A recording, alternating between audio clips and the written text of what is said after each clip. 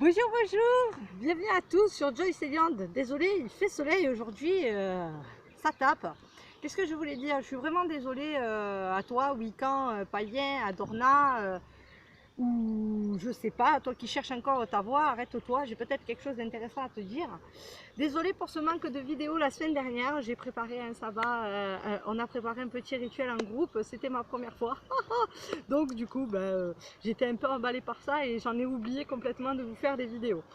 Du coup, aujourd'hui, une petite vidéo en extérieur et dehors pour continuer la série du DIY avec quand tu vas dehors et que tu ramasses tes plantes et que tu sais pas la gueule qu'elles ont, et ben, moi je vais t'en apprendre quelques-unes.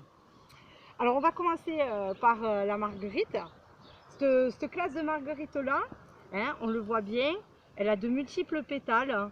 Hein, c'est tout petit, c'est tout fin. Mais comme substitut de la marguerite de base que tu peux trouver machin, c'est très bien aussi. Hein. Pour l'étain, ça va très bien dans un petit, bouquet à faire sécher, c'est nickel. Hein. Franchement, comme offrande aussi, ça va très bien. Alors, on va profiter de ce magnifique jardin de Vacances pour continuer notre vidéo. Celle-là, vous la connaissez toutes, hein, mais c'est une petite piqûre de rappel pour les initiés et une nouvelle pour ceux qui voudraient, pour ceux qui s'y mettent. Pour les novices ou les autodidactes, tout du moins, ceci est le romarin, hein, on l'a bien reconnu. Attention, il existe deux classes de romarin. Vous avez celui qu'on appelle le romarin vert, qui est très vert, vous le voyez ici. Mais il en existe une autre sorte qui est un peu plus claire au niveau du dessous, qui est plus apparenté à la lavande, beaucoup moins efficace que le romarin très vert, hein, juste comme ça. Bon, il n'y a qu'à s'approcher pour sentir que c'est du romarin, quoi. Hein. T'as pas besoin d'avoir la science infuse pour le savoir. Hein. Mais bon, on sait jamais. Des fois, tu peux le louper comme ça, ne te viande pas. Ce serait drôle. Hein, décidément, les catastrophes. Je voulais vous parler de l'iris. L'iris est souvent négligé. On lui attribue, tu peux chercher sur internet, tu vas pas trouver beaucoup de symboles magiques à l'iris. Mais si tu te penches sur la médecine chinoise, tu apprends que, et dans certains cultes shintoïstes et machin et tout, qu'au Japon et en Chine, notamment en Corée, l'iris remplace ce que nous on fait avec la lavande par exemple. La lavande et le basilic, elle porte bonheur et elle protège. La fleur d'iris, attention, pas la feuille, la fleur d'iris. Hein. C'est un peu le même principe que la lavande, un peu moins puissant. Hein. Et ça sent un peu moins bon que la lavande. Bon là ils sont séchés, hein, ils sont aidés à la récolter. Hein. Ça comme ça, mélangé dans un smudge et puis tu y fous du romarin autour. C'est le top quoi. Voilà, c'est très bien aussi. Donc on a revu les petites marguerites et je voulais vous parler de la plante divinatoire par excellence, hein, la plante des voyantes, mais aussi la plante des fées, l'armoise. L'armoise, elle se trouve partout, mais vraiment partout au bord des chemins. Il faut faire très attention en fait, parce qu'elle se confond avec d'autres plantes. Hein.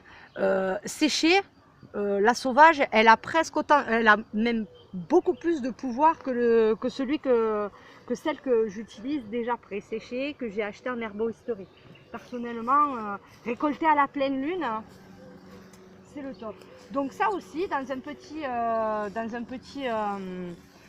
voyez, hein, il n'y a pas de fleurs en fait, elle n'a pas de fleurs, c'est une plante verte complètement. Et tu la regardes, on dirait qu'elle fait partie des broussailles. Mais non, c'est pas, c'est la plante divinatoire, celle que tu achètes en officine. Je vais vous parler du bambou. Ah, le bambou, mon copain le bambou, symbole de chance et de prospérité chez nos amis les Japonais et les Chinois aussi. Je pense que j'aurai vérification d'une amie à moi qui adore la Chine. Big up à Karine. Voilà.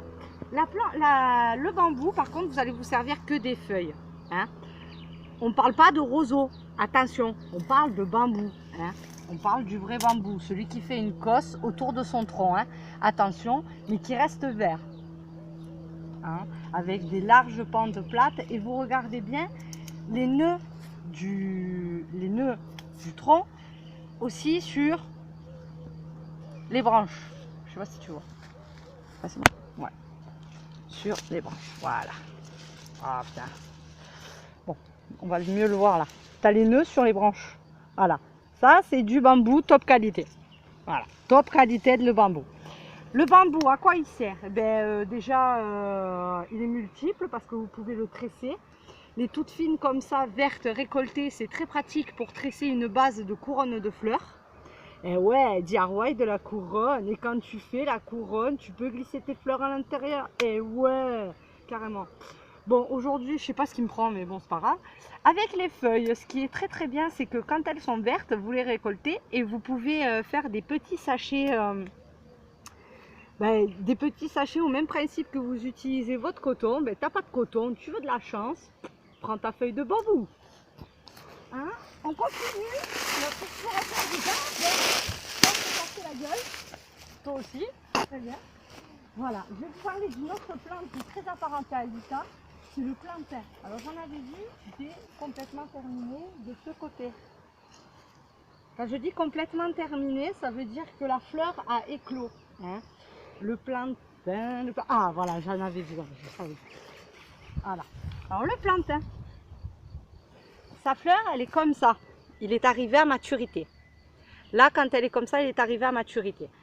Ce sont les feuilles qui vont nous intéresser. Très pratique pour nos amis les fumeurs. Hein, elle nettoie les bronches et elle nettoie les poumons. Ingérée comme ça, hein, elle est comestible. Se mange en salade aussi. Très très bon avec de la vinaigrette et des noix. Dans un petit... parce que là pour le coup, c'est les plantes que tu peux utiliser pour symboliser l'Ita. Mais aussi pour faire ton petit bouquet vœu à brûler le jour de l'Ita. Donc le plantain, c'est une plante de l'Ita et ça fait partie. Tu notes bien les feuilles lisses, les nervures à l'intérieur. Bon, celle-là, elle a été bouffée par un puceron, tant pis. Voilà, les nervures à l'intérieur, le lisse, le long et la fleur. Voilà. Après, là, on a l'herbe la plus commune que tout le monde connaît, les pissenlits. Aussi se mange hein, en salade, c'est comme ça a le même goût que la roquette, hein, une fois rincée, ça a le même goût que la roquette. En vrai, hein, je te jure que c'est vrai. Les pieuvres surtout de cette famille-là, en fait, donc je vais l'enlever, comme ça je vais vous montrer. Je vais essayer de faire ça proprement.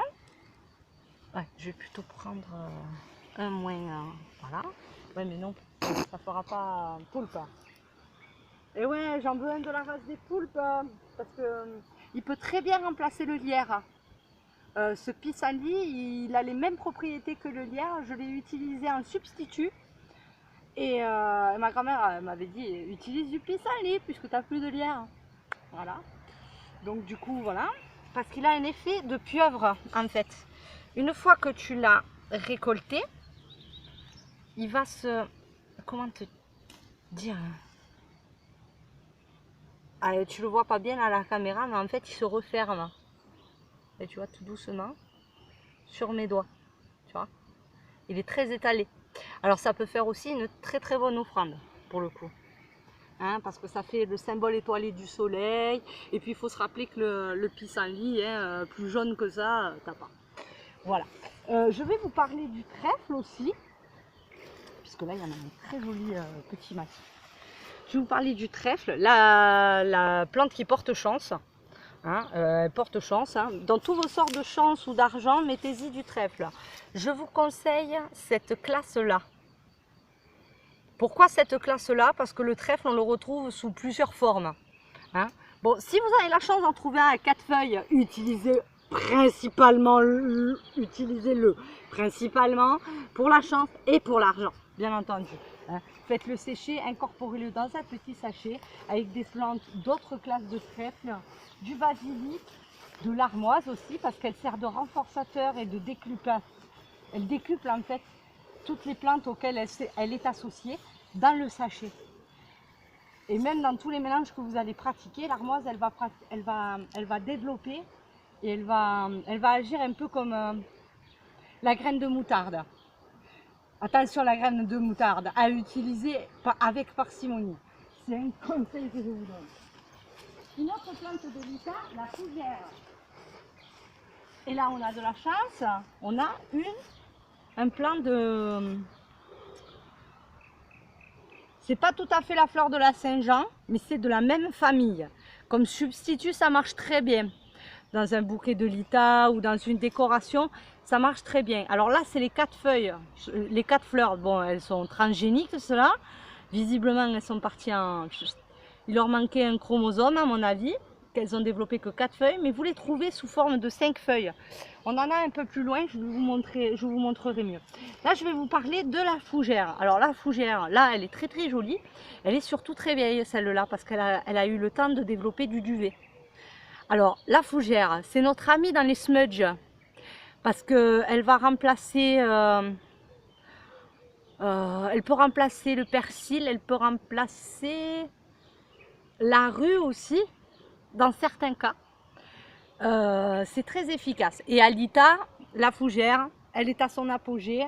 C'est une des plantes de l'été. Elle fait partie, elle prolifère dans les sous-bois. C'est fou, il fait tellement chaud, j'ai trop la suette. Voilà. On va continuer. J'essaie de vous trouver un plan d'herbe de la Saint-Jean. Ah, d'accord. Non. Ah, je croyais que c'était la civiette, non. Je me suis trompée. Ah ben voilà, en voilà un autre de poulpe, on le verra mieux. Tu vois, celui-là, hop, on le verra mieux. J'aime pas trop, mais je préfère vous montrer. J'ai pas mon couteau, alors c'est pas pratique. Voilà. Ça c'est quoi? Oui, c'est une classe d'achillée millefeuille, mais ça l'est pas. Voilà, là, ça se dresse et vous voyez bien les plantes, les feuilles d'en dessous bien essayer de se refermer sur ma main. C'est comme tu vois, soleil éclaté. Hein. Moi je dis, dans la vénération de la déesse et dans la magie, tout est affaire de symbolisme. Tu fais avec ce que tu as. La première règle, c'est qu'il n'y en a pas. La deuxième, c'est que tant que ça ne nuit à personne, fais ce que tu veux. Voilà, c'est tout. Après, oui mais non, si, un petit plan sur le thym. Je vais vous montrer le thym.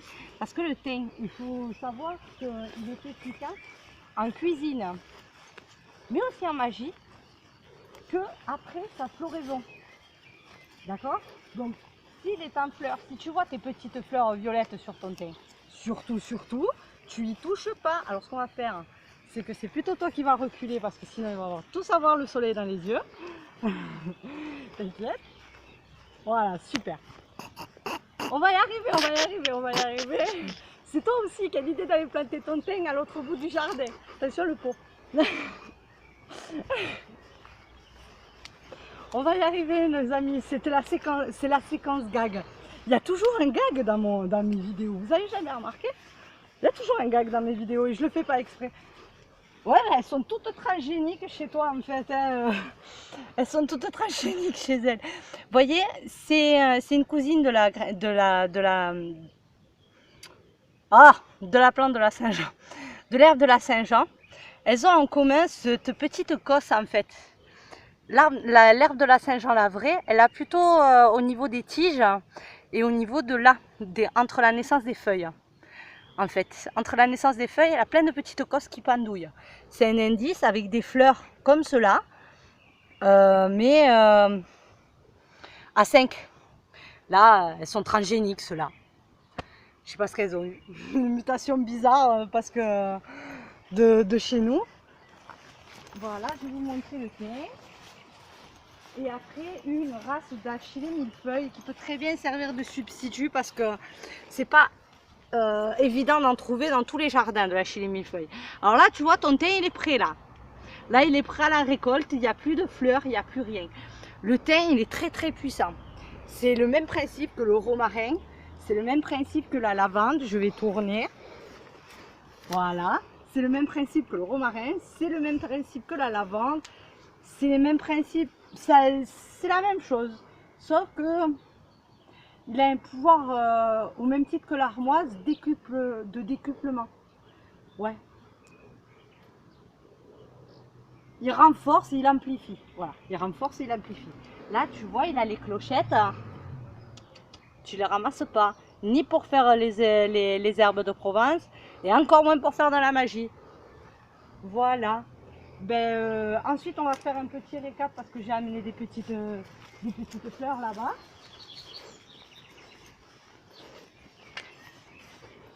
Voilà. En même temps, vous pouvez admirer le magnifique cadre où je vis. Hein. I love you, Seven. I love you, Seven. Voilà. Hop. Alors, je vous ai amené là de la marguerite. Alors celle-ci, elle est sauvage, bien sûr. Elle pousse comme du chien d'âne par chez nous. Hein. Pour ton petit bouquet de lita, tu vas t'y mettre un peu de marguerite, un peu d'armoise qu'on a vu tout à l'heure, un peu de romarin. Tu vas essayer d'y mettre de l'achillée millefeuille. Je vais vous en amener une feuille. Ne bougez pas. J'arrive tout de suite.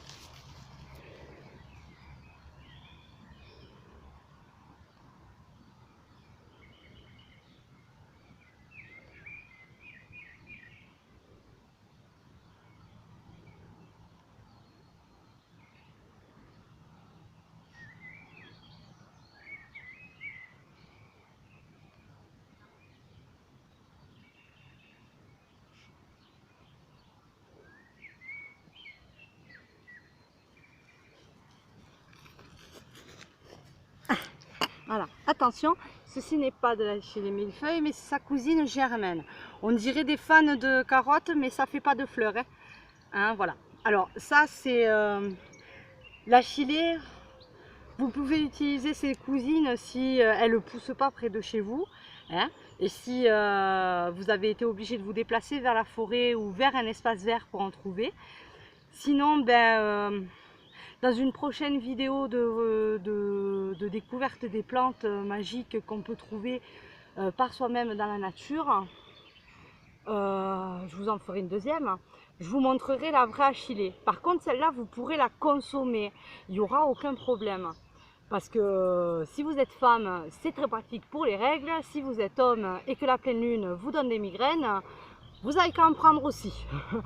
Alors voilà, pas celle-là, l'achillée, la vraie, celle que je vous montrerai la prochaine fois. Donc celle-ci, elle peut faire un substitut très pratique.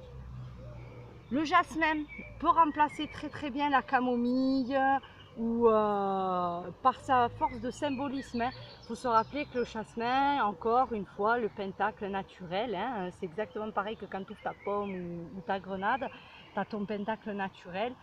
Tu n'as rien en forêt pour symboliser un pentacle, tu as ton jasmin. Voilà. Le persil sauvage, aussi étrange que ça puisse être, est aussi efficace avec l'argent que le basilic. Ouais, les pépettes, les sous, le persil, c'est son dada. Donc ça, et je vous rappelle aussi les pissenlits poulpes, que je les appelle, les pissenlits éclatés, ceux qui se referment un peu sur vos doigts quand vous les prenez. Et bien sûr, leurs fleurs façon dents de lion, c'est aussi sont des très bons symboles à brûler à l'Ita si tu trouves pas. Absolument, je sais pas, de l'achillée ou du millepertuis ou de l'herbe de la Saint-Jean. Pour toutes ces herbes que tu n'arrives pas à compenser et que là tout de suite tu peux pas, parce que même avec l'encyclopédie de Scott Cunningham, il y en a certaines que tu trouveras pas parce qu'elles sont pas de nos régions. Elles ne correspondent pas forcément à ce qui pousse vraiment chez nous en France. Donc après c'est un conseil. C'est un conseil. Toutes les plantes ont un symbolisme, toutes les plantes ont une propriété magique, il suffit juste de les tester et voir les combinaisons que tu peux faire à partir de son étymologie et de sa famille. D'accord? Donc tu vas sur Wikipédia, tu prends plantain et tu regardes le cousin germain du plantain si tu n'arrives pas à trouver ton plantain éclaté, tranquille en plein milieu du gazon. Si tu n'arrives pas à le trouver. Je peux parfaitement le comprendre qu'à Paris, en plein milieu du centre-ville, tu ne vas pas trouver ton plantain éclaté.